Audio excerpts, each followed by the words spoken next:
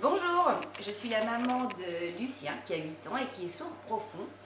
Nous souhaitons et nous demandons depuis plusieurs années maintenant qu'il puisse intégrer une classe signante, c'est-à-dire une classe où il bénéficierait d'un enseignement en langue des signes qui dépend de l'éducation nationale.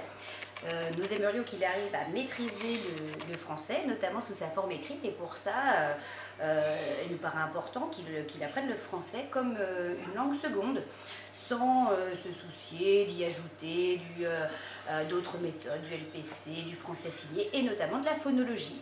Donc nous ne baissons pas les bras, mais cela fait maintenant 3 ans qu'on insiste, qu'on présente des dossiers à l'inspection académique sans résultat.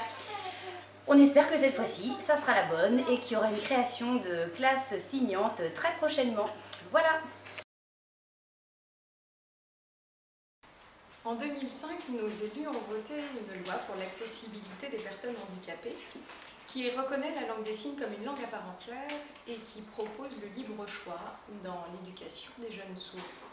En clair, cette loi, elle permet aux parents de choisir librement un enseignement bilingue, langue des signes français, pour leur enfant sourd.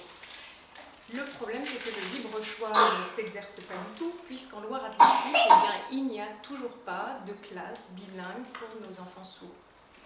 Mon fils est sourd, sa première langue, c'est la langue des signes, la langue qu'il maîtrise le mieux, c'est la langue des signes. Alors, pour qu'il accède au savoir, pour qu'il apprenne correctement le français, il lui faut une base solide, il lui faut une langue solide.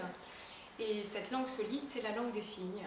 Alors, il est nécessaire pour lui d'avoir un enseignement de la langue des signes, mais aussi un enseignement en langue des signes.